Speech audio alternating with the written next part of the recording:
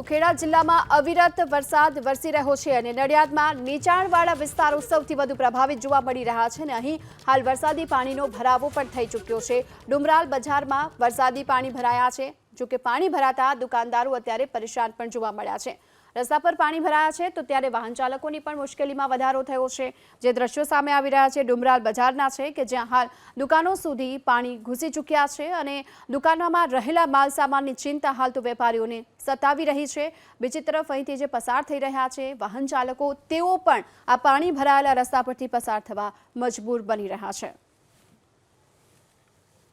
નડિયાદ શહેરમાં સવારના ખૂબ જ ટૂંકા સમયની અંદર 6 ઇંચ જેટલો વરસાદ પડી ગયેલો, જેની હિસાબે નડિયાદમાં જે કાંસ બધા આવેલા છે એ તથા જે તળાવો છે એ બધા અત્યારના ઓવરફ્લો થઈ ગયા છે અને આ બધું ઓવરફ્લો થવાના હિસાબે જે રસ્તા પરનું પાણી છે એની અંદર કાંસમાં તળાવમાં જે સમાવવું જોઈએ સમાતું નથી, જેની હિસાબે રસ્તા પર બધે પાણી ભરાયેલા છે।